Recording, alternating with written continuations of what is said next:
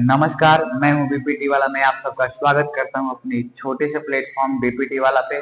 तो आज है बहुत ही इंटरेस्टिंग। तो आज हम लोग डिस्कस करेंगे बहुत ही इंटरेस्टिंग टॉपिक जिसका नाम है पिट्यूटरी ग्लैंड। देखिए, इससे पहले वाले वीडियो में हम लोग पढ़े थे कि क्या होता है हमारा ग्लैंड। ग्लैंड क्या होता है, ग्लैंड कितने टाइप्स का होता है, एंडोक्राइन ग्लैंड क्या होता है, एक्सोक्राइन ग्लैंड क्या होता है। इसमें हम लोग खाली समझेंगे कि पिट्यूटरी ग्लैंड क्या होता है। ग्लैंड का काम क्या है, ना तो हार्मोन छोड़ेगा ना तो एंजाइम छोड़ेगा। वैसा ग्लैंड जो हार्मोन छोड़े उसको हम लोग एंडोक्राइन ग्लैंड कहते हैं।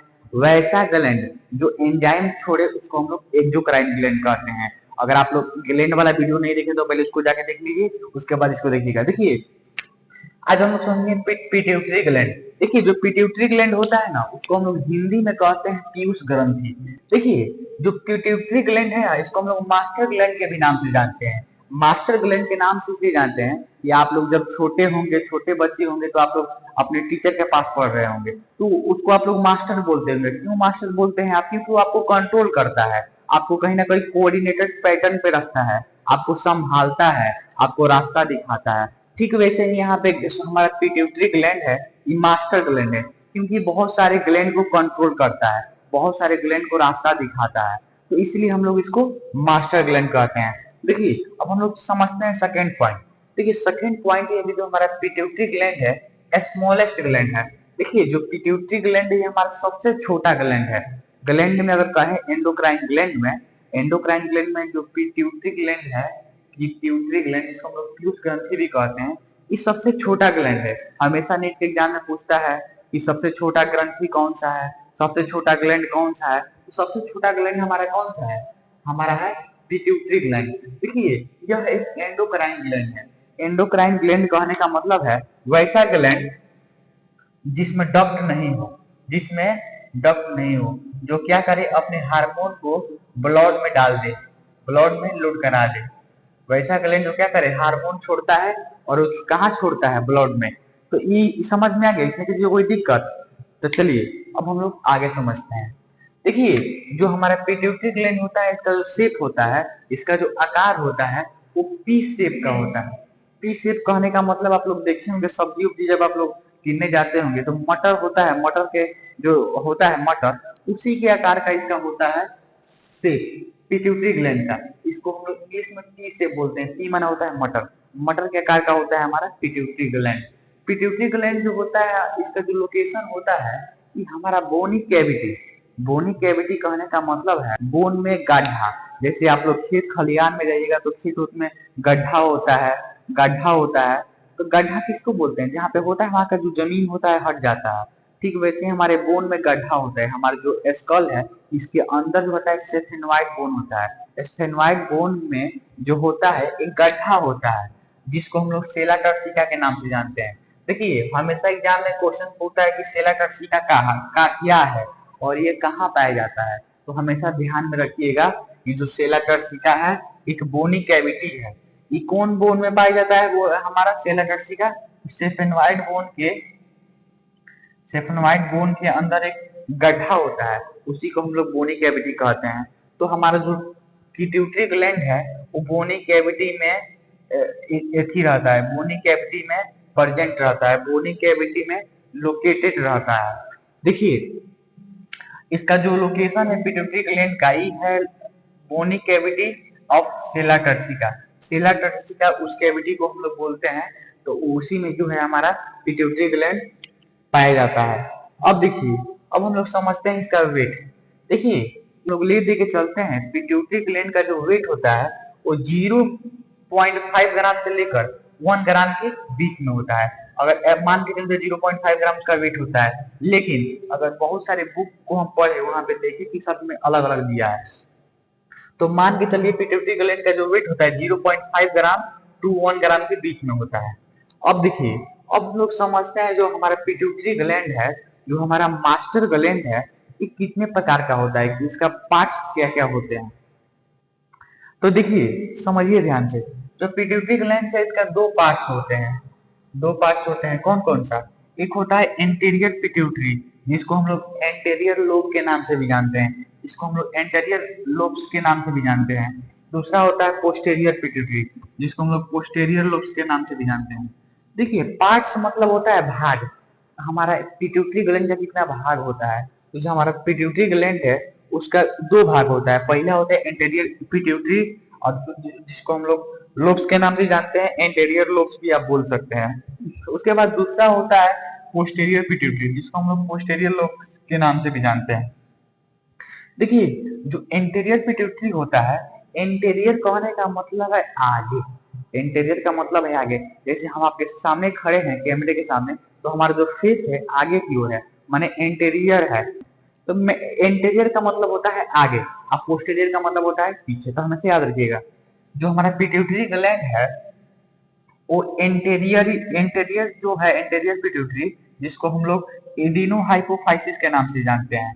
एक बात और, जो पिट्यूटरी ग्लैंड है इसका जो नाम है, दूसरा नाम है, उसको हम लोग बोलते हैं हाइपोफाइसिस।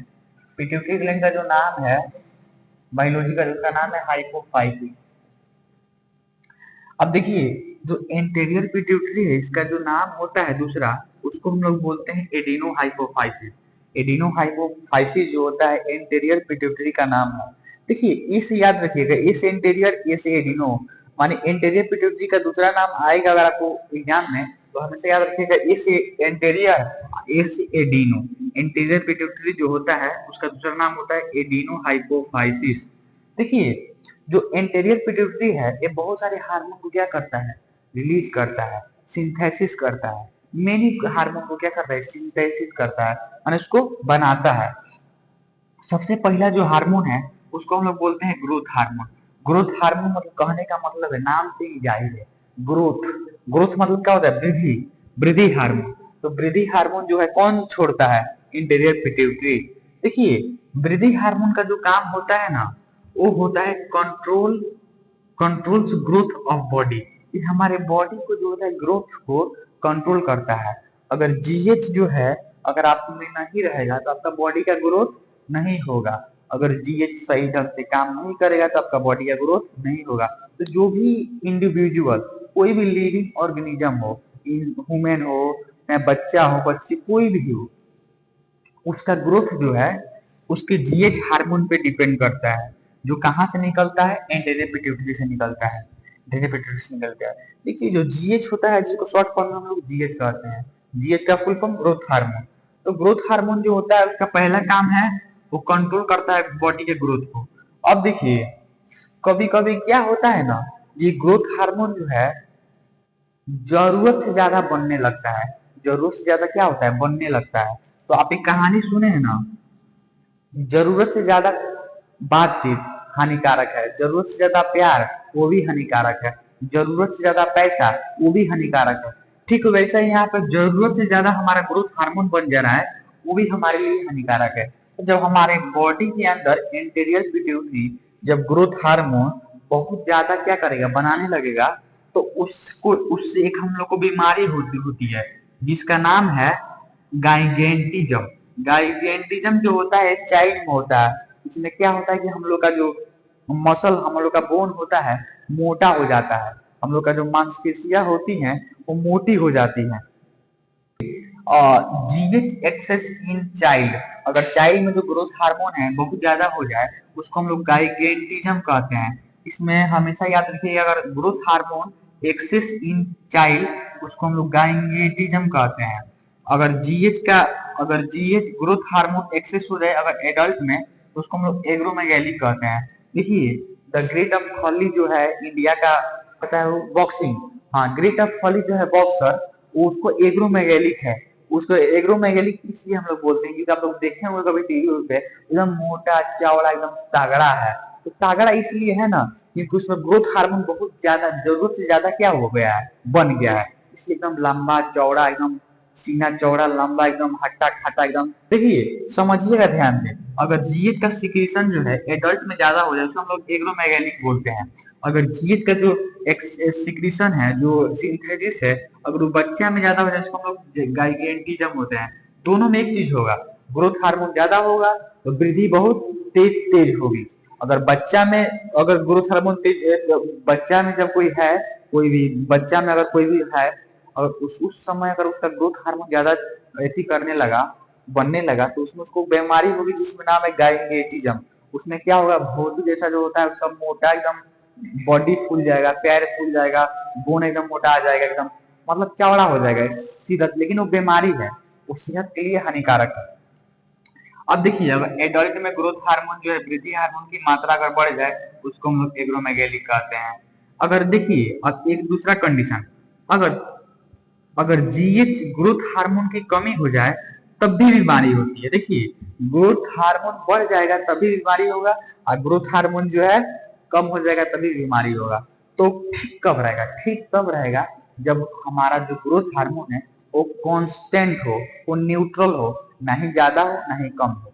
हमेशा याद रखिएगा जीएच का जब कमी होगा, जीएच का जब कमी होगा हमारे बॉडी में तो डाउटफिज्म होगा। डाउटफिज्म कहने का मतलब है बौनापन। आप लोग गांव में देखे होंगे बहुत सारे ऐसे बच्चे होते हैं जिनकी हाइट नहीं बढ़ती है, वो रहते हैं 25 साल के और देखने में लगते हैं कि अभी अभी ये पैदा हुआ है, मतलब पैदा होने का मतलब 10-12 साल का है। तो इससे जो बच्चों में क्या होता है कि उनका जो ग्रोथ हार्मोन है, वृद्धि हार्मोन है, वृद्धि हार्मोन जो होता है नहीं बन पाता है, उनमें वृद्धि हार्मोन की कमी हो जाती है। उसी के कारण जो होता है उनमें बौनापन आ जाता है। बौनापन कहने का मतलब है उनमें हाइट नहीं बढ़ता है, उनका बॉडी का ग्रोथ रुक जाता है।